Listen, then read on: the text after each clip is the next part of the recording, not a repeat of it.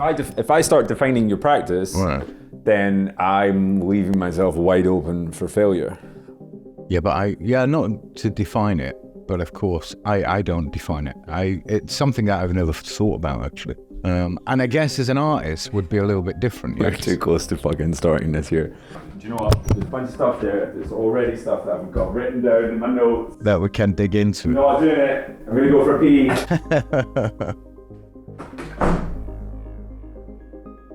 Oh. Hello? Hello? Is anybody out there? Hello? Well, this is not socially uncomfortable at all. Welcome back to Radio Juxtapoz. My name is Doug Gillen, and today you join Evan, Prequel, and myself live in conversation with founder of Nuart Festival, Martyn Reed.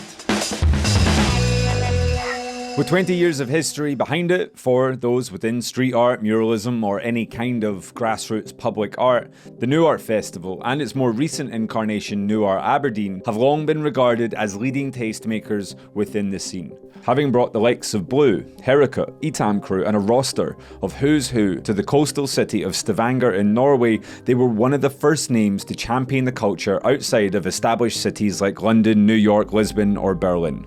Today, we find ourselves at the start of the 2023 edition of Nuart Aberdeen, which saw a collection of artists and academics engage with the city under the guise of Rewilding. While both festivals have embedded themselves firmly within the fabric of the city, the Stavanger Festival is currently riding out some pretty serious turbulence in a battle to secure funding and support from the powers that be. With Aberdeen's contract up for renegotiating at the time of recording, it's perhaps useful for you to understand this wider context before we jump in. For any long-time listeners, this won't be the first, second, or even third time we've mentioned the names Nuart or Martyn Reed, but it's the first time Martyn's agreed to sit down with us. Well, it's at least the first time he's agreed to sit down and actually turn up for the interview.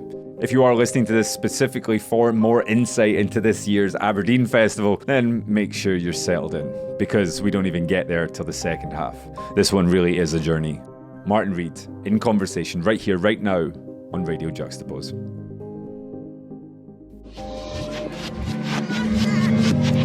Martyn Reed. In the house. Podcast, interview, Radio Juxtapoz. Take one.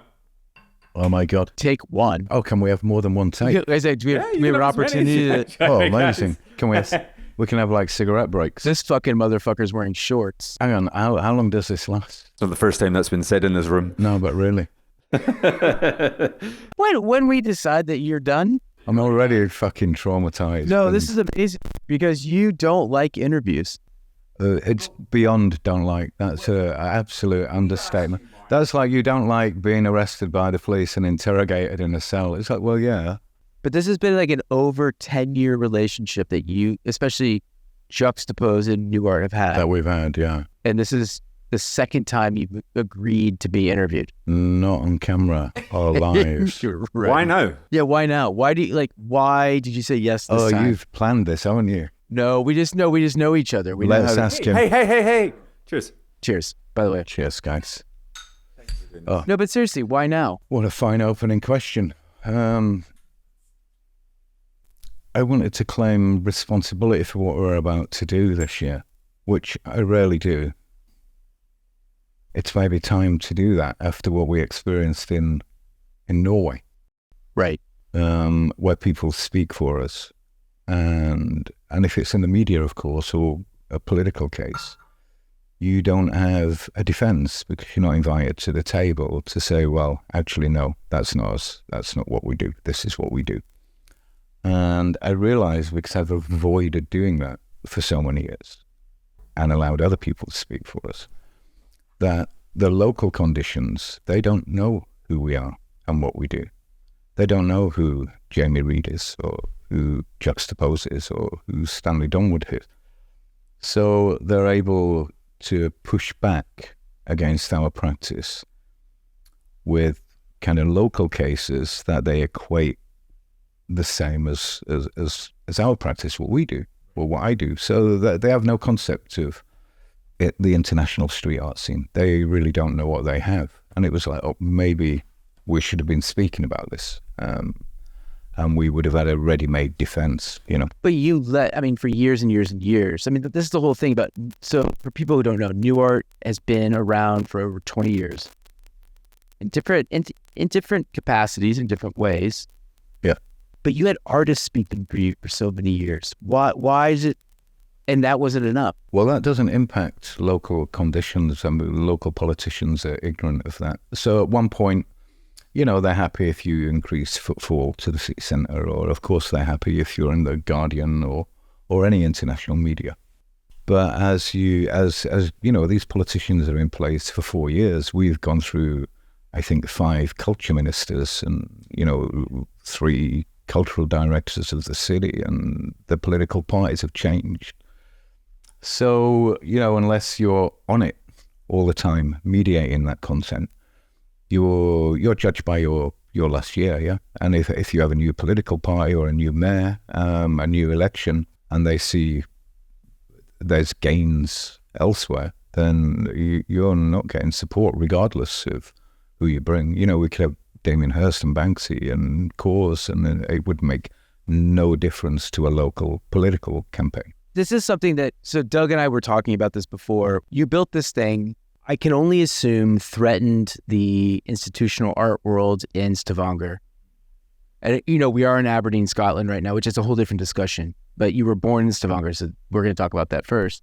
You weren't born in Stavanger. Nuart was. Just because anyone listening to this is going to go, that is not a Norwegian accent. Yeah. We'll get to Leeds and Yorkshire later. Yeah, absolutely. The festival was born there. Yes. Doug and I were wondering if there was a way, you run a street art festival for so many years, and the artists that you curate, maybe trying to get the attention of the contemporary art world, trying to get the attention of the institutional art world, maybe. What if you decided to say to the institutional art world, like, you know what, I am going to get Damien Hirst, and he's going to do something on the street that you can't have. Have you ever felt tempted to do that, to kind of like counteract this, like... Well, we have done. We worked with Mara Ansara in 2019. She was a Venice Biennale participant for the Nordics.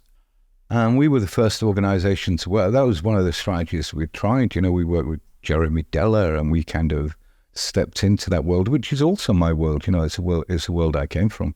But also the public are also ignorant of those names. So for them, it doesn't matter if you've worked with Jeremy Deller. But the institutions care. The institutions don't care because, for example, we have been an institute. We did do the museum, but of course we did it really early in 2007, I think. So the only other institutional in Europe before that was Spank the Monkey at Baltic Art Centre in Gateshead. A legendary show. 2006, they'd planned that for 3 years. We did the museum the same year, just 2 months after, an institutional show with Word to Mother and Deface and Dolk, Logan Hicks, Floop. Only the second international, specifically street art show of its type in an institution in Europe at that time. The show before that was Damien Hirst in that same museum. I think they had 9,000 visitors over the period of, we had 9,000 in the first month. They ran for 3 months. And this is with, not even at the height of street art. I hadn't really kicked off properly then. There'd been Beautiful Losers and institution shows in the States, but nothing really in Europe. But the locals took to it like, and that became a threat to the institution. We never got invited back. It was like the record-breaking attendance of your regional museum, and it's us reprobates running around with cans. We all talk about this, the idea of the threat, and we're jumping right in, but what is the threat? To them.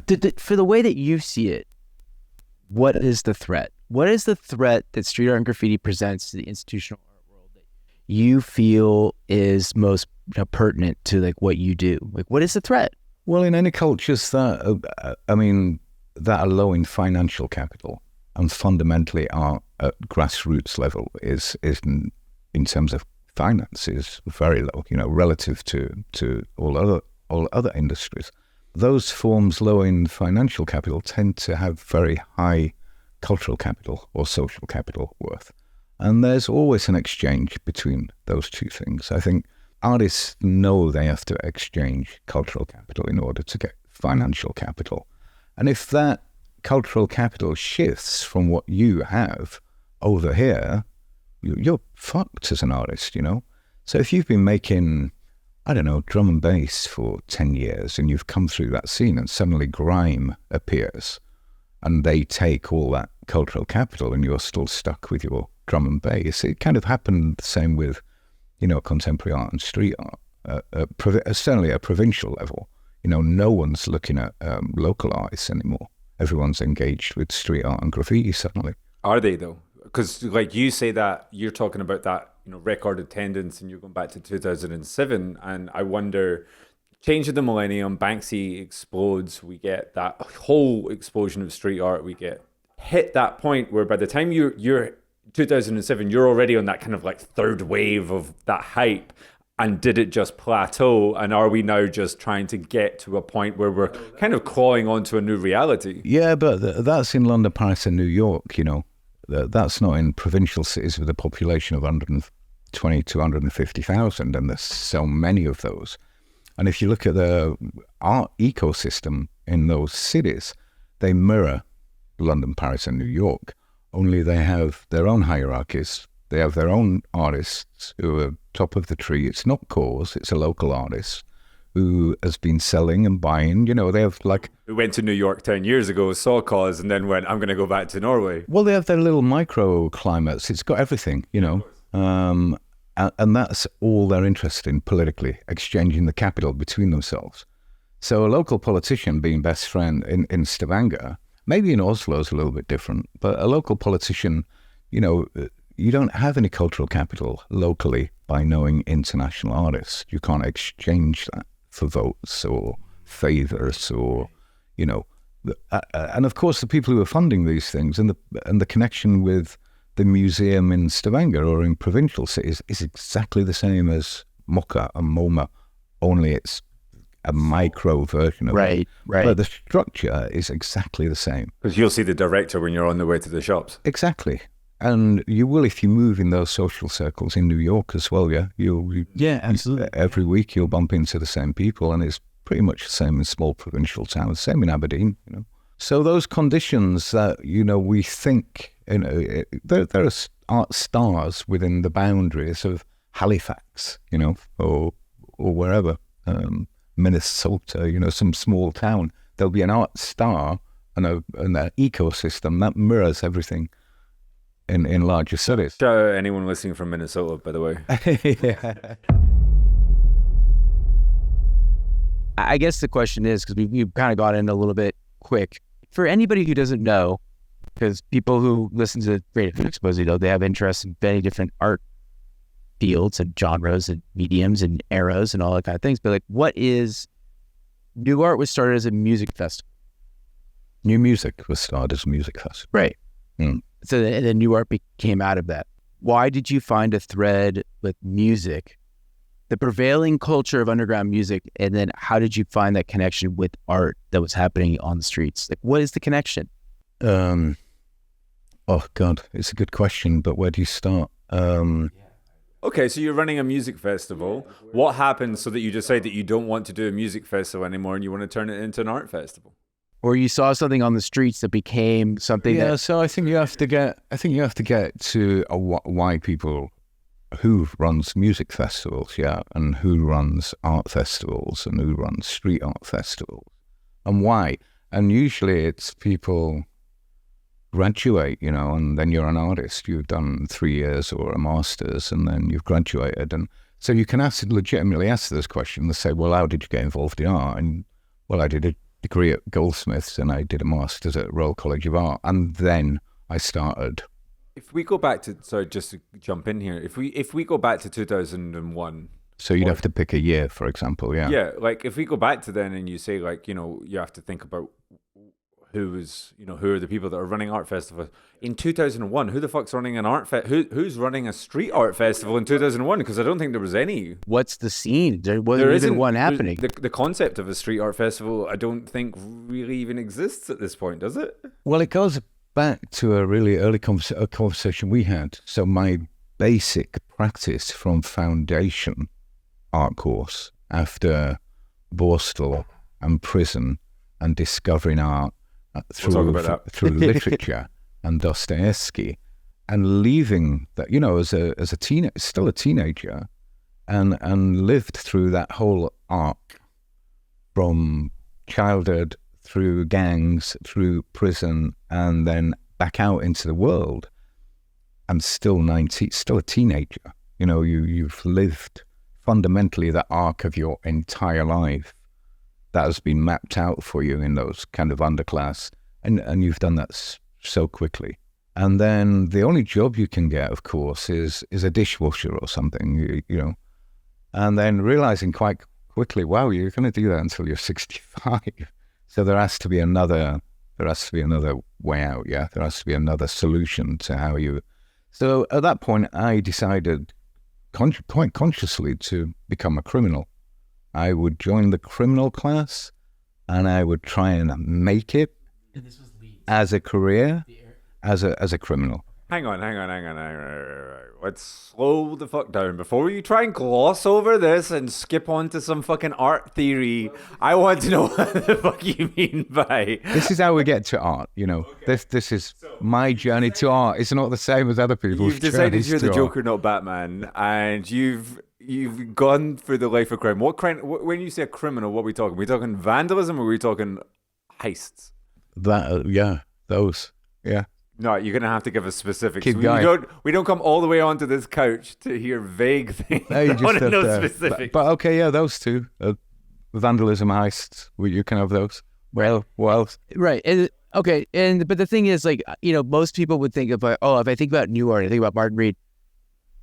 At this time, you know, he's a teenager. He's also very literate and king mob. It's like, no, you're not. Like, this is you're separated from this stuff, or are you not? Well, no, yeah. In a way. Okay. But you're going to make us work for this today, yeah. aren't you? I love it. That was great. Yeah, exactly. I mean, I wouldn't be able to say now that I was consciously aware of alternative academic subcultures, but it was a time of punk, you know, and I was certainly aware of Situationists. I was aware of Malcolm McLaren. I was aware of Sex Pistols and Jamie Reed. You know, we were part of the subculture. And being a football casual, of course, came with art and music and flyers and rave culture the same.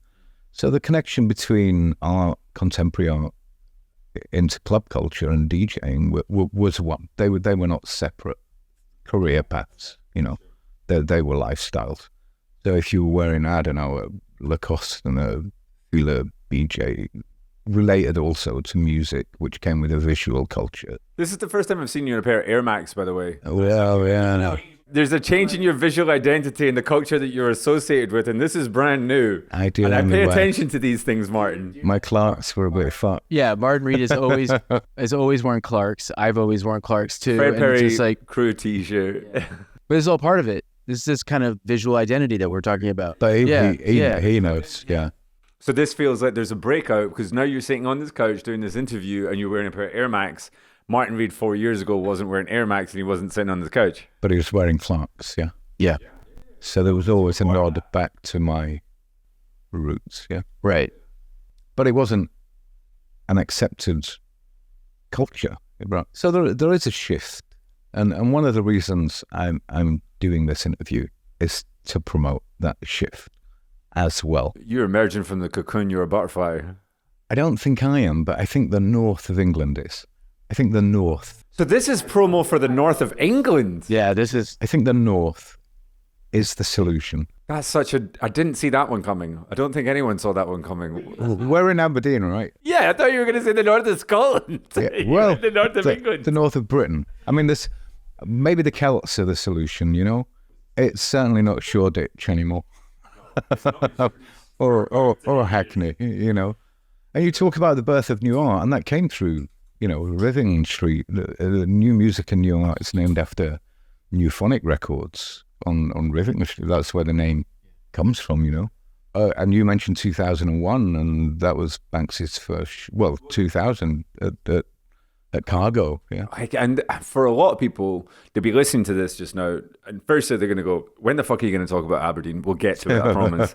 Secondly, I think a lot of people won't maybe fully know how far back your connection into all this goes. And maybe the idea of you being in 2000 DJing at Banksy's first show at Cargo in East London at the time when East London was fucking East London. What do you remember about that time? Well, even back before, I was a fine art graduate in 93 in London. And this was a time of the YBAs. Bass Clef on Hoxton Square before it became the Blue Note. It's time of the YBAs. Raiding, Hirst's free show. I owned Damien Hirst's first dot painting, I had the same tutor as him in Leeds all the way back to the 90s, or after this, I did go to art school. I did graduate from a college I wanted to attend, which was the Hornsey School of Art, and I found out it was in Hornsey, Crouch End. It was the art school that kind of it was the first body of students to occupy in 1968 in solidarity with Paris 68. And they burnt the school down. It used to be at Alexandra Palace, and then I found out the history of this school, and I thought, that's the art school for me. So even all the way back then, it was, a place of art was always a thing of resistance. So if we just stay in this place for a minute, if we look at this era of the YBAs, right? If you're coming from this place in East London during this time, then why are they going, your Hearsts and your Emmons and your Lucas, why are they going in this direction? And even today, 20, 30 years later, would turn their nose up at the concept of street art, but you've gone in this direction. And what was the pull for you to go this way rather than continue down the path of Emmon, Hirst and Lucas? It was finding out that all the galleries in London were owned by children of aristocrats, and there was room for kind of one northern ignoramus within contemporary art, but maybe not for two or three or four, and they gatekeep that quite specifically. They took in their little YBA gang, and then they locked the doors. There was no one reaching out to let anyone else in. If you turned up a year after Damien Hirst with a northern accent, you were told to fuck off. They were not looking to smash their own system. But it was an amazing time. It was the only. And I think suddenly for teenagers, you got the Face magazine, and suddenly you could be a fine artist. That didn't exist in the history of the world before that point. A visual artist was, you'd get discovered when you were 400 years after you were dead. There was no one cool in the 70s and 80s, certainly not in the UK. The idea of, being on the front page of the Face or ID magazine as a visual artist, absolutely unheard of before that. Yeah, that's the thing. I wonder, when obviously the late 70s, early 80s in New York City, fashion moda and that kind of movement of those kind of street kids getting into a more contemporary conversation, YBA is kind of breaking down some... In the UK, you imagine the UK coming out of the 70s and 80s, that there just wasn't a visual art culture, really. Maybe Jamie Reed in graphic design, never accepted as a contemporary fine artist. But that felt like a moment. The early 90s felt like a Absolutely, moment. And it was kind of Britain's time to shine, after kind of... Thanks, Blair. Thatcher's children, just... You didn't mean to, but you've turned into... This is actually a pro-New Labour propaganda. Yeah, it was Thatcher really, wasn't it? Just ripping the heart out of social services and people forced to hustle. The flip side of that was, people became... I can't say anything positive. You were so close. You were so close to saying something. You centrist. No, Martyn. yes. That would be No. I don't want to do that flip side of the coin. That if you fucking traumatize a whole class, Right. that 20 years later they'll start, creating subcultures that you can fucking commercialize. It's like, no, she's not getting any credit for that. Fuck that. But like 15 years earlier from that YBA movement, you have this sort of subculture of the UK starting to emerge where it is punk, it is Jamie Reed. It's the photos that Tish Murtha was, we talked about, Tish Murtha shooting all the kind of graffiti going on in Newcastle at the time, late 70s. You have these kind of working class sort of getting riled up. So it's not like the UK has been adverse to kicking a little bit at the system. No, yeah. We used to do it loads. Yeah. For sure. Right. Whole generations, Then we just sort of got complacent on it, right? Well, but then so then you go to Norway, you have new music. Why the fuck did you go to Stavanger? Did we get together now? Hey, well, I had a Norwegian girlfriend from the north of Norway when I was studying. And at that time, art schools loved Norwegians because Norwegians paid, they had money. So we had the ratio of Norwegians to other foreign students, I think we were 18 people in our year and the 3 of them were Norwegians. It was like, why? How? And I remember I went to Oslo, just some skint student mate went over and he was living in like this fucking palace with parquet flooring and rosettes. There was a chandelier. It was student housing. I'm like, hang on, are you a millionaire? And he was like, no, this is normal. You had to take your shoes off to go in the apartment. So I was in a student house. I was like, okay.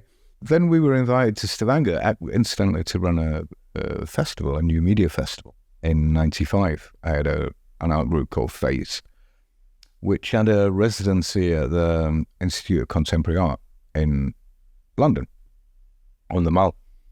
And they found out about it. We were invited to Stavanger by someone who knew my girlfriend who ran this club. Do you want to come over? And we did a street art festival in '95.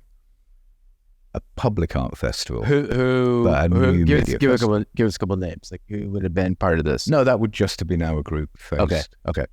There was no other names. Yeah, it was 1995. So there was members from a kind of a radical cyber feminist group attached to some theorists at the time who were at Warwick University. They were called Orphan Drift, and it was really early days of the internet, and new media was kind of a unpoliced. It was like a new frontier. The internet really offered some. At that time, it was like, wow. For artists and creatives, it got so homogenized, and so what we did to the internet should never be forgiven.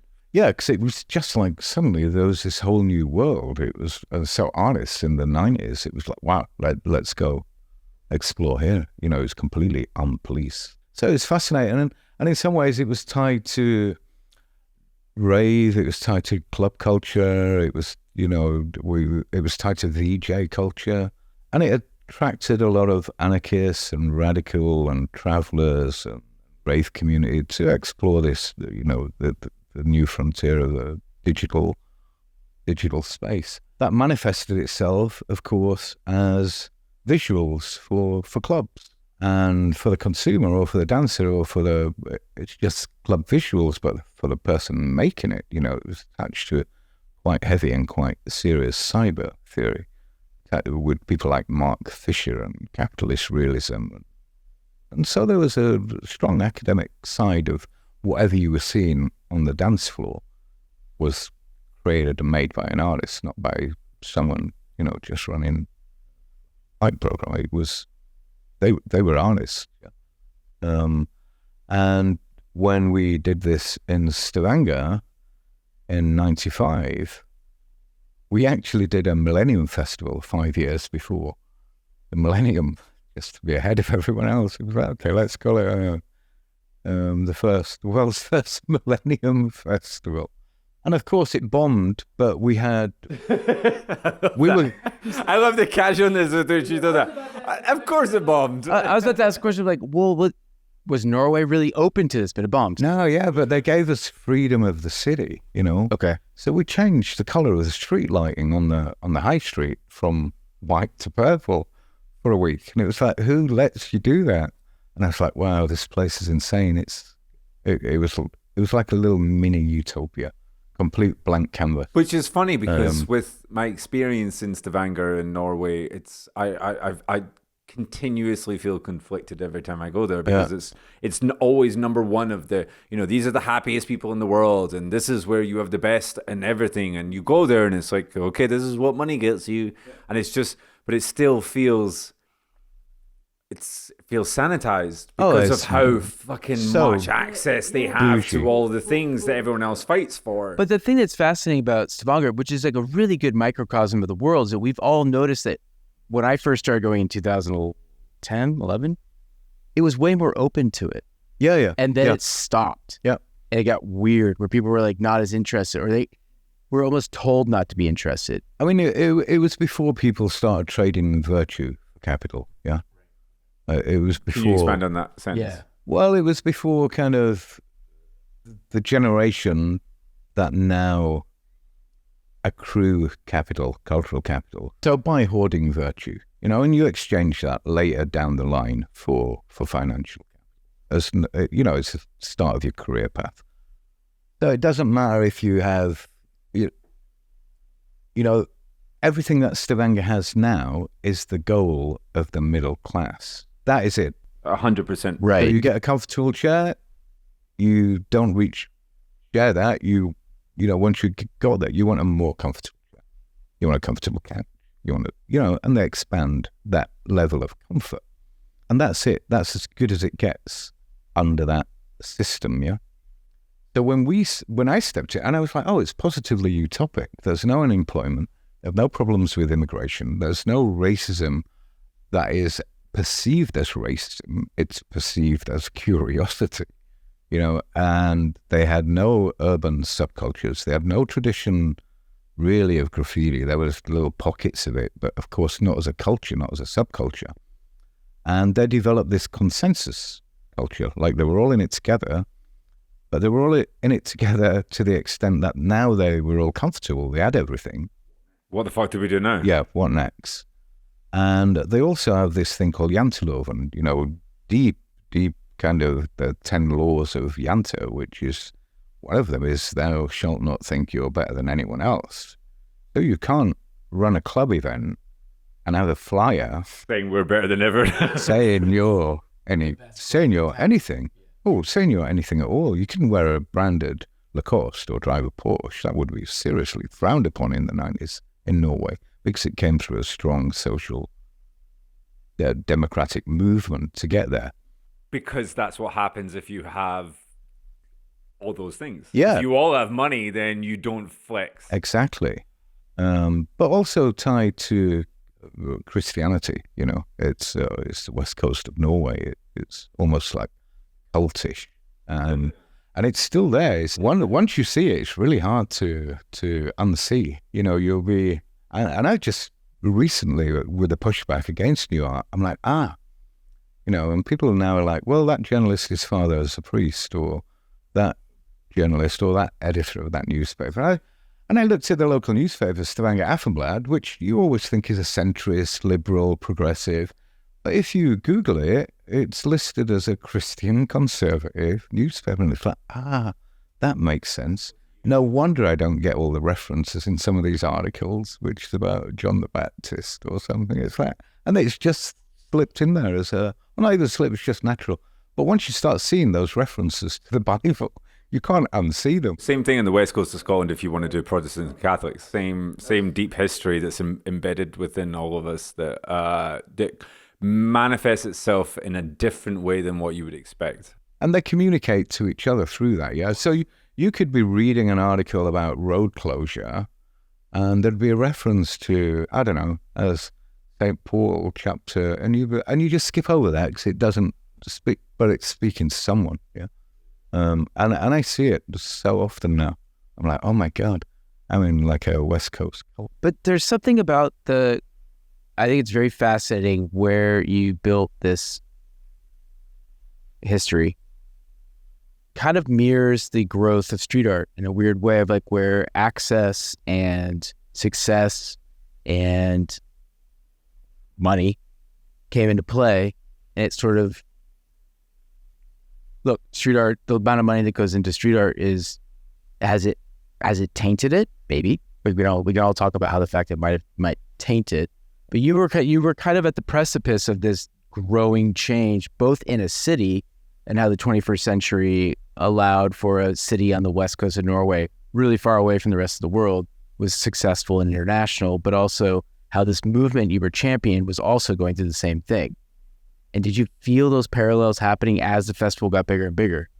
No, the festival never got bigger. It's the same amount of artists. It's the same amount of walls. It's the same amount of staff. Right, okay. It's the same audience. But your audience grew. Your audience had to grow. Over 20 years? But more and more people considered you guys to be an institution of what was happening in street art. Within Stavanger. There's another question within there. If we're talking about the institutions within the art world, is Nuart an institution? Well, if you imagine the boundaries within Stavanger, within the city where I'm based, if you did what exists in Stavanger, in London, Paris, or New York, you haven't even got started in those cities yet, right? This is a city where you cannot walk more than 50 meters Without a mural. Not without a mural, but without a mural by a name, by someone we know and respect. Right, a big name. You walk around the corner, there's a Blue. You walk around the corner, there's a Rower. You go around the other corner, there's a massive one-up mural. You go, where do you see these things? There's a swoon that's over 10 years old, which is This is a really small geographical location, and we've taken the city centre, yeah? And if you did that in London, what would that be? What would London look like if you did what we've done in Stavanger? It would have just gone, and it would be advertising or it'd be nothing. But it'd just be everywhere. This culture hasn't even started yet, because that will happen. That is the future, in the same way that we thought electronic music had stopped with Chemical Brothers, or Can You Get Bigger Than Fatboy Slim, or fucking Gary Newman, or in the 80s, that was electronic music. But it hasn't even got started. And, 10 years, this is just going to be everything. It's going to be all art. You won't be able to separate it. You've always said this. You've said this to me since I met you. The idea of prevailing culture. It's a culture that will become part of the cultural lexicon in a way that is not even. We can't even comprehend how it will be contemporary art. It will be art history. This will be art. Well, it is in the same way that Basquiat and Haring are already art history. And that will be everything. It will be all of that. So who from this generation is going to make their way into the lexicon of art history? I think all of them. Yeah. No. I want a less diplomatic I answer. don't know. You'd have to pay me for that. I do consultancy on the side. That's how he gets the Air Max. I did buy you that Peroni, so I feel like we got a name for that. One beer, one name. But within that non-answer. Put my money on Mr. Monopoly or whatever the fuck his name is. Don't you fucking dare. I know that one day you walked around a city, you saw a stencil or you saw a piece on the street that made you go you know what? This is going to happen. What was it? Going back to Cargo, I was DJing July 2000 and Banksy and Chief were having the show there. And I got out of the taxi, put my record box down, and there was a Banksy laugh now, but one day we will be in charge, which appealed to me, whatever. And of course, I'd come out of, I was deeply insecure and about the art world, and overcompensated and went into critical theory in a way that you really nonsense, Baudrillard, Derrida, and Wittgenstein, and philosophy, and just anything to justify the space that I just fucking invested 7 years of my life in. And I saw this stencil, and it was like, fuck, it's not graffiti. What is it? Because it did something to me. And I went into DJ and I was looking at this work and I was like, God, what is it? It's not contemporary art, but there's something here that's gonna work, that absolutely is triggering something in me. Don't know what it is. Not contemporary art. It's not graffiti. It's something absolutely new and fresh. And it really made me think about it. Yeah.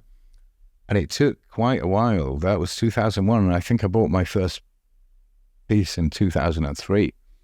And I kept them separate for some years. It was almost like a dirty secret where you were also into this culture over here. And then just digging into that and finding, Barry McGee and Cause and Beautiful Losers and Barnstormers and early articles, of course, in Jux, but also in Tokyon, in the Disobedience, they were called the Disobedience, this early movement. I think that was in the year 2000. So there was this culture here that I was aware of. But over here, I thought I was going to be the next Damien Hirst. I knew Sarah Lucas and Tracy Emin and Damien and YBAs. And it was like, you know what, you're not going to be one of them because you're a couple of years late, but this is new. Let's have a look at this. It works in clubs, which I was promoting at the time.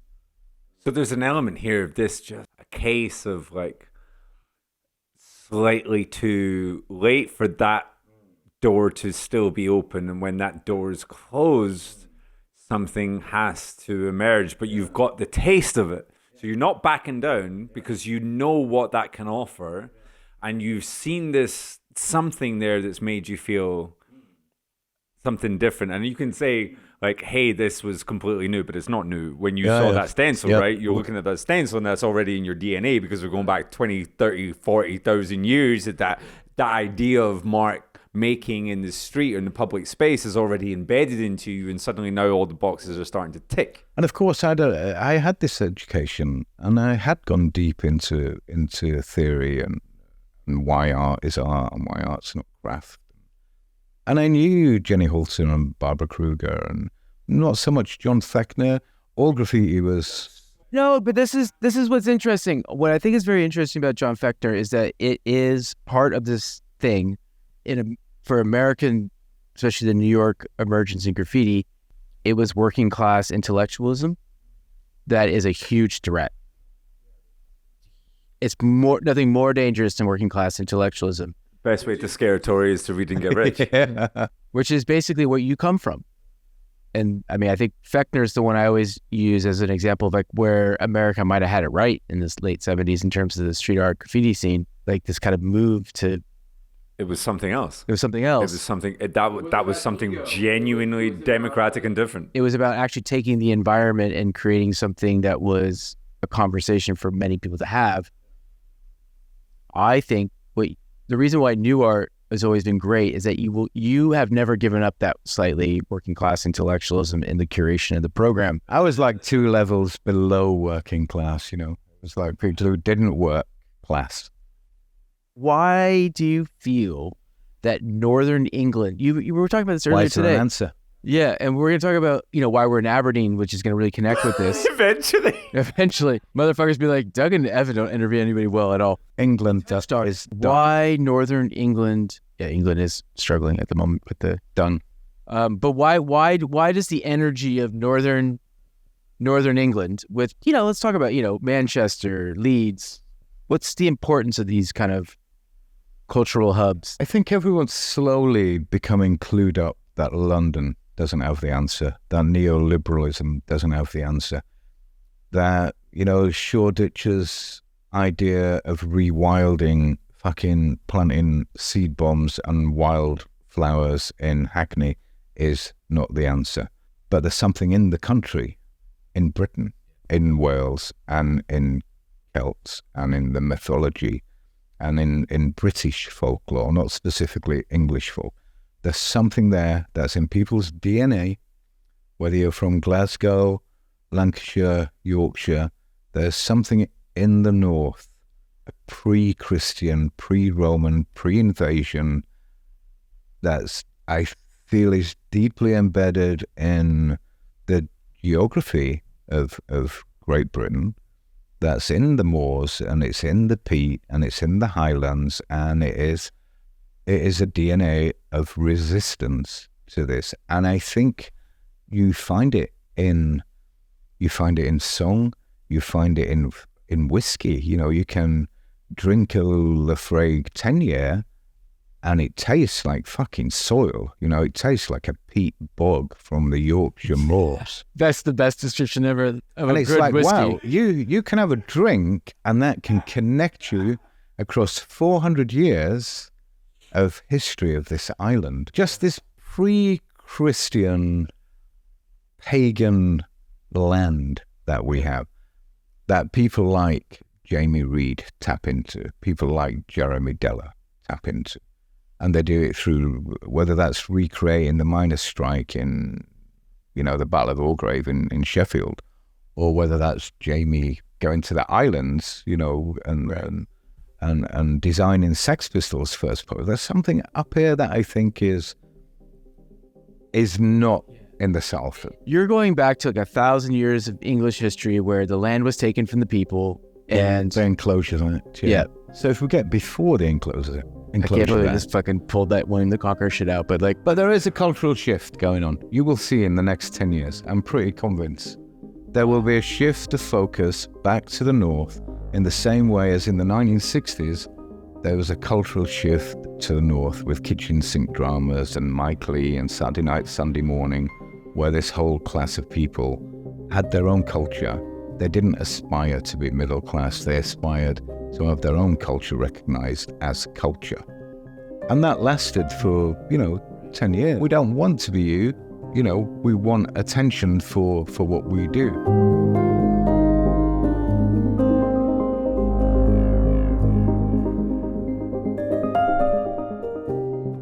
I did promise you at the start this one was a journey. If you know Martyn, you'll be in absolutely no way surprised at how a conversation on street art somehow ends up at William the Conqueror, but hey, here we are.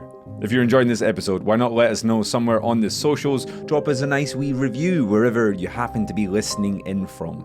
As we've mentioned, the theme of Aberdeen this year was rewilding. And accompanying a series of more expected mural artists was a collection of left field practices within street art, such as London-based Ida Wild, who worked in partnership with local schools to create a multitude of posters touching on the subjects that mattered to them the most. These were collectively installed in the city centre to create a large and, to a degree, somewhat interactive installation amplifying the voices of the youth in the city. Former Radio Juxtapoz guest Stanley Donwood created a number of posters for the city, as did cultural icon Jamie Reed. This curatorial decision breaks the festival away from the highly curated murals into ground-level activations that encourage both exploration around the city and participation. Coming up in the second half, we head off in 1,000,001 more tangents in an attempt to get to the heart of this direction and the thinking behind it. This is Martyn Reed for Radio Juxtapoz.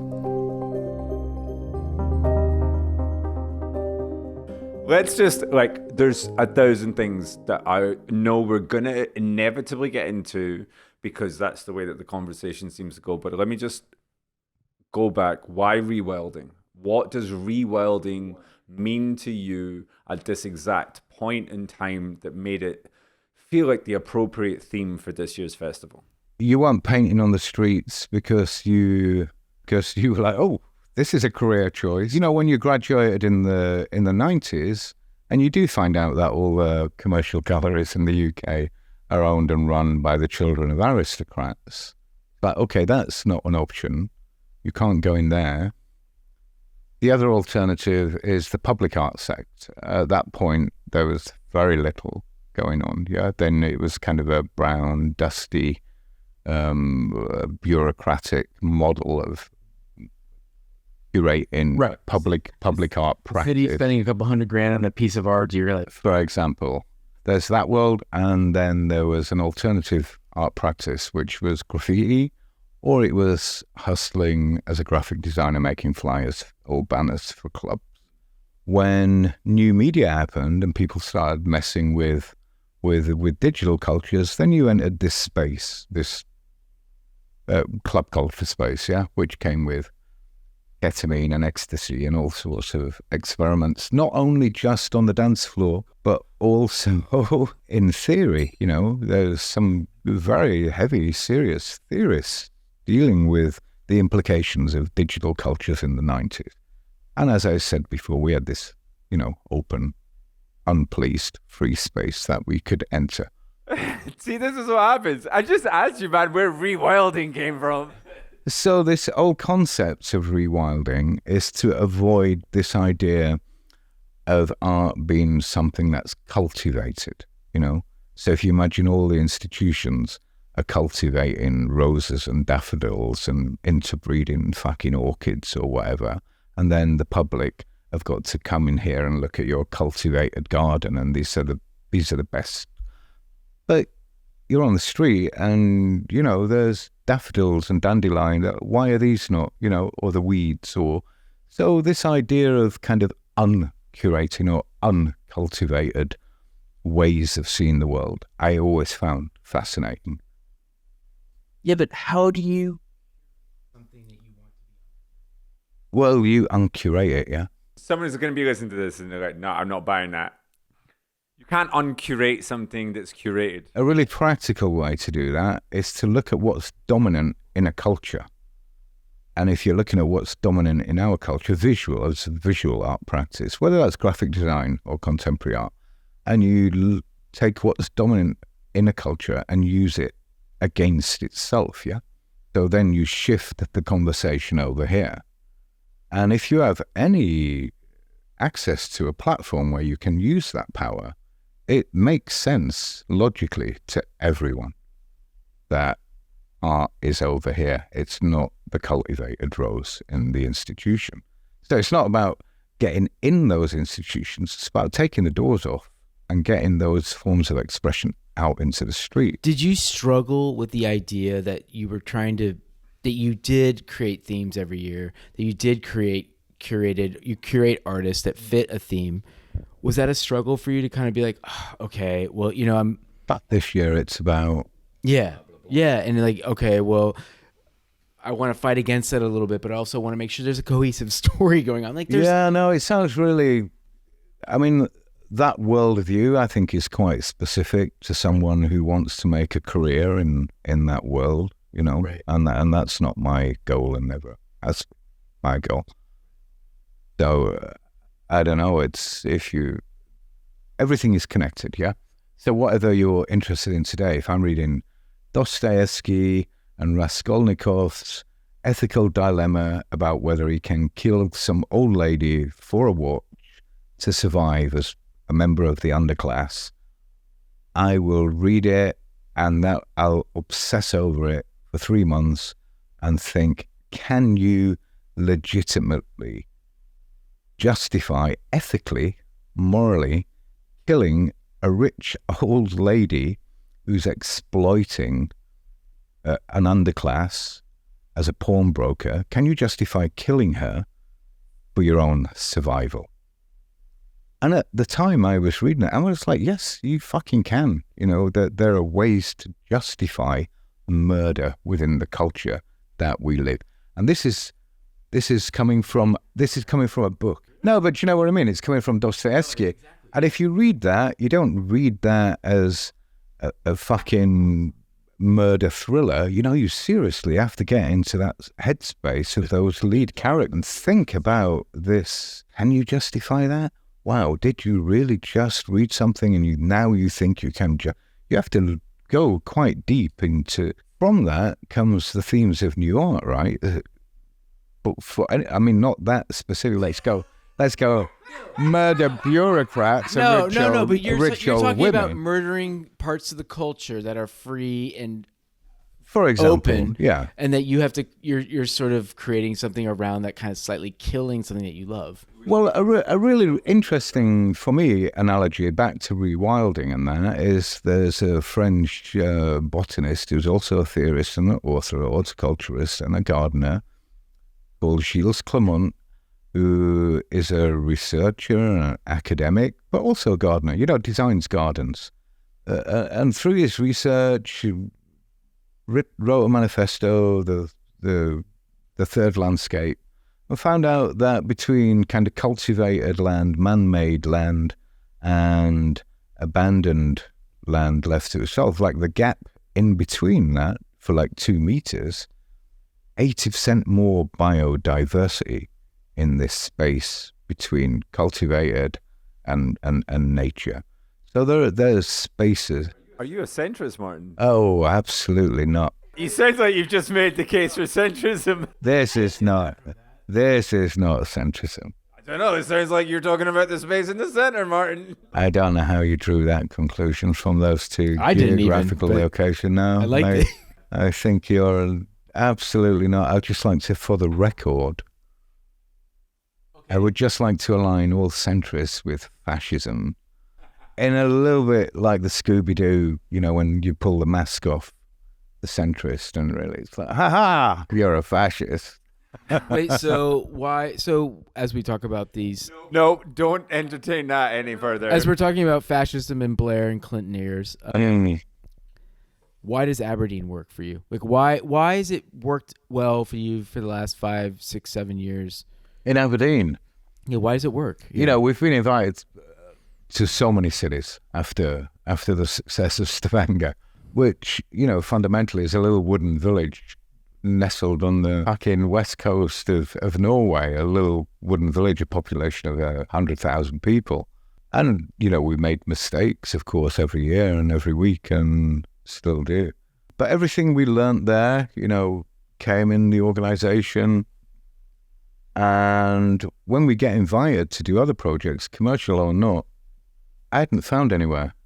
It was like, people were like, let's go to the Bahamas, or we'll do something in Berlin, But when I came here, I said, leave me alone for a couple of nights. It was November, fucking hot, freezing cold, pissing down with rain every night. I was in the Douglas Hotel. Leave me alone for a couple of days and I'll find my way around the city. And we have a meeting on Monday morning. I flew in on the Friday night. Came out and they were like, well, there's one criteria. You're not allowed to touch any granite.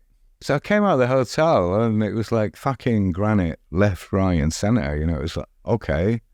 And then there was this little dark alley and I was like, fuck, get stabbed if I go down. I'll go have a look. And it opened up into this kind of vista and it was a little run down and I had to wander around, little car park. I'm like, okay, there's spaces, in between the gaps where you could occupy these. And then I had a meeting. I had like, I think I brought 10 stickers with me and I put them out over that weekend, came at the meeting and Monday morning, boardroom, and execs and councillors and sat down and one guy just went, so your stickers. I was like, whoa. Imagine now if you came out and you saw a mural or you saw a piece or you saw, okay, we can have an impact here.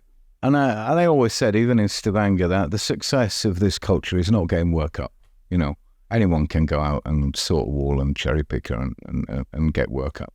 But when the community demand and actually fight against it coming down, then you're winning, right? So people expect work in the street in the same way that they expect work. They expect to go in a museum and see fucking art, And there'll come a point when people are walking through the street and they were like, what's wrong with this city? Why don't we have art on our streets? And that's happening, People in Stavanger, there was a campaign to save the Logan Hicks. It had been there since 2006. And people had seen this scaffold, slowly making its way around the shopping centre. And someone in a local cafe said, I think they're going to paint over, this piece. And I'm like, well, I can't say anything because, it'll stop people giving us walls. But, if you want to do it, you're quite... And she wrote to the paper and there was a campaign to save the Logan Hicks, It's not international news, but it means locally, provincially, that the community came together to save the Logan Hicks, New York artists, Baltimore artists in a village in Western Norway. That's never happened before. I feel like you're the type of person who doesn't mind if something gets eradicated. No, I think all art should be eradicated every 20 years and start again. I have no problem with losing the money. If you took all the Rothkos off the planet tomorrow, it would have zero impact. not only on me, but on my class, you know. No, but in the street, right? Burn it down and fucking go again. Okay, someone's tagged over the bank. Someone else is going to come in and do it. Burn it down and build it back up again. I mean, the thing is, if you're aware of this, you know, it sounds super, you know, controversial, but there's manifestos written, logic manifestos that say art should. I advocate for all art. No art should last more than 20 years. You know, Auto-Destructive Manifesto by Gustav Metzger. And even in the street, even in the even in the museum, even in the museums, yeah. What's the difference? But there is no difference, really. It really isn't. If you're having a harrowing in a museum or a harrowing in the street, there's no difference whether you destroy the one end. Is that based on the fact that you feel like if we see something that's really, really old in a museum, that we get tied to a certain era? There's nothing new under the sun, right? So it's just going to get repeated next year and the year after. Who was the last artist that just fucking grabbed you, that you just looked at and went, that's new, that's different, I feel the same thing that I felt when I saw that Banksy stencil piece. Yeah, you know, I collect work, so it could be anyone from Joseph Beuys. Nah, I'm not taking this answer. But you mean street art? Fuck it, now I do. Who's looking to buy stuff? Yeah, he is. Yeah. This is market research right now. Yeah. No, all I want to do is reaffirm the idea that when people say street art's dead, or when this culture is dying and it's ours, that we can turn around and go, no, it's fucking not, because every day we turn around and we get excited by people. Every single day, every single artist who's here this year at some point is like, that's relevant. And I think we judge things too harshly. You know, when I started booking music festivals, first festivals, I just booked people I liked, you know. I booked DJs I liked. I had Carl Craig, Underground Resistance, Chemical Brothers, just people I liked. But then if you want to attach that to music, not just club culture, create a narrative between club cultures, just so you're not a bunch of, you know, Ibiza-loving hedonists necking pills on a Saturday, which is one thing. But there's also people like Carl Hound, you know, people who in our lifetime invented electronic music. You're a thinking human being. You know what you're dancing to is, you know, the genesis is either in, you know, Stonewall and disco, or it's in Detroit and all the way back through our culture to Germany and Stockhausen. And just being able to sample music, people like Pierre Henry, you know, sampling tape. Sampling culture exists in our lifetime, didn't exist before this generation. And I think that's fascinating. I think that's happening with art, with visual art now. We're living through that. So it's never going away. This idea of painting on the streets in 100 years' time or 200 years or 1,000 years' time, this generation will look at it the same way that our generation looks at cave painting. Well, we found these paintings in caves. It'd be like, well, in the 2000s, something happened in human culture where people started painting on the streets freely. And that hasn't happened before. 15 years old now. What is it that's grabbing you in the same way that grabbed you back then? Is it street art or is it something else? I mean, it's quite interesting. I think it will be street art forever. I just don't think, I think it's street art forever. You can leave your front door now across all classes, whether you're living in a fucking caravan as a traveller or you're living in, you know, an upper class apartment in Hampstead, and you're walking the same streets and you come out and you're either going to see a Pejak or you're going to see a Cord or a Martin Watson or a stencil or a beautiful Academy rendered ceramic pot on the side of a building. And these are the things that are going to connect with you in the same way that, you know, when you wake up in the morning, what book do you read as a teenager? Are you reading Harry Potter? Someone's giving you a Jean-Paul Sartre novel, or, you know, what? So I think it's just going to be everywhere, you know. It's just going to be so deeply part of our culture. And I think the hierarchy, or this false hierarchy, this belief system, this power that attaches, you know, the spirituality of a Rothko and equates it with God, all the way down through institutions, church, the museum and the bishop and the director and the priest and the curator, all the way down. That will be gone, smashed. People will decide themselves. And I think for me, it's finding within that narrative what is relevant to now. Not what's just good, because we know what's good. We know who can paint. We can walk around this weekend and see who can paint, oil painting. Manolo Mesa, the most conservative oil painting, pots on canvas, ceramics on canvas, vernacular from kind of local cultures. But fundamentally, paintings of ceramic pots on a canvas in a gallery, oil painted by someone who's been to an incredibly conservative academy, would have been dismissed by everyone and would still be a few years ago. You put that on the side of a building, people will connect with that in a completely different way because the context changes everything, yeah? No, I was going to say that I learned so much of what I do at Juxtapoz from, this is really random, but I learned a lot from you, obviously, Martyn. I really did. I learned a lot from Michael Eavis with Glastonbury, where he had no idea some of the acts that he was curating. Yeah, but he knew that there was a culture behind it. That were he important. knew that it meant something to people. And then I always felt with Juxtapoz, like I always curate the magazine where it's beyond my taste. Like loads of stuff you don't like. Yeah, no, I mean, honestly, there's things that, you might not like, but like, do you feel like sometimes with Nuart, it's a little bit like you go beyond your taste? So it's not just a Martyn Reed. I mean, with Juxtapoz, it could be the Evan Preco show, but I don't try not to have it be that, even though it is a little bit. We would know. Yeah. Yeah. Yeah, we would definitely know. It would definitely be a different magazine. I think it depends what you read, right? If you study Pierre Bourdieu, the matters of taste. There are matters of taste, yeah. And so I think you can combat that just by being aware of where your taste comes from. So people will dismiss, or did for many years, Bass, they're like, it's ugly, dirty, not very aesthetically very pleasing. But when culture shifts, your taste shifts, yeah? So those taste things are not fixed. They're attached to the culture that you... And sometimes, because you're swimming in the water, you don't recognize, there's this great David Graeber where he talks about these, these fish are swimming along and they're two young fish and the old fish is swimming. It's like, hey guys, how's the water? And they're like, old guy, and swim past. And one looks at the other and goes, what's water? And I think that's the same with art and taste.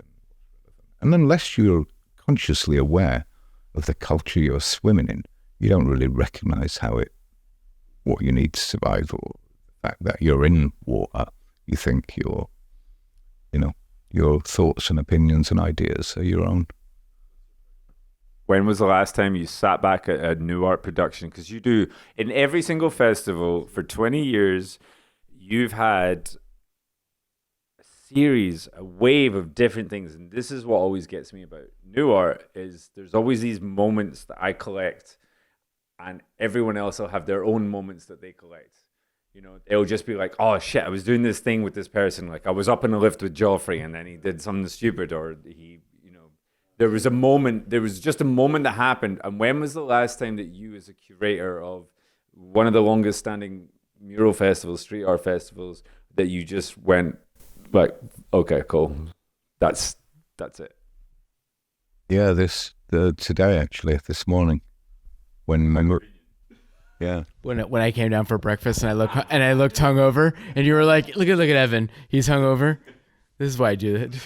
So all of the stuff we spoke about earlier about Benjamin Myers and the North, and everything that I read leading up to this, and one thing always leads to another a little bit. It's a fucking image that I hate to say, but I see it. It's imprinted as a still, which is Russell Crowe in A Beautiful Mind, when he sketches out this thing. Absolutely. But it feels a bit ego related to align yourself with that, because it's also presented as like some fucking mad genius. But that graph he's sketching on the window when he's going a little bit mad, I have that permanently. You know, that's how research for curating new art exists. And everything is connected. You can say Dandelion, Damien Hirst, I'll find that connection between these, or between Weeds and the Institute. You know, Gilles Clermont and the destruction or buffing of graffiti. And it all relates to power, and it all relates to violence, of soft violence in a way. And I have these moments all the time when I'm running production, because these things are connected in a way only for me. So the first image that someone sent me this morning was one of the crew, Tazzy, sent me a photograph of the feral fox down at our production hub. He was driving in there at 7 o'clock in the morning. Look what's outside the bins, and it's just a feral fox. And it's like, yes, this is rewilding. This is, you know, and now I have it imprinted as a still image, and it's how I kind of navigate the world. And that still lasts. And then I'm like, yes, we did something right. This is. So I left the hotel and I went to try and look for this fucking fox. I was going to befriend it and it was going to become my pet, but yeah, it's long gone.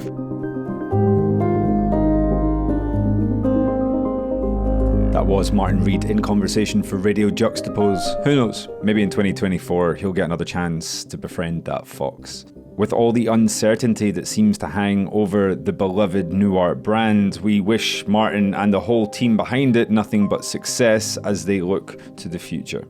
That's it from us at Nuart Aberdeen. If you haven't already, please make sure you do check out our other episode from this year with Swoon, who gave us one of the best deep dives we've had this year. Once again, thank you to Martyn for stepping outside of his comfort zone and sitting down with us, and to the whole team at both Nuart Aberdeen and Aberdeen Inspired for hosting us for the week. It really was something special this year. We will be back with you all real soon with another episode. Till that moment comes, take care of yourselves and each other.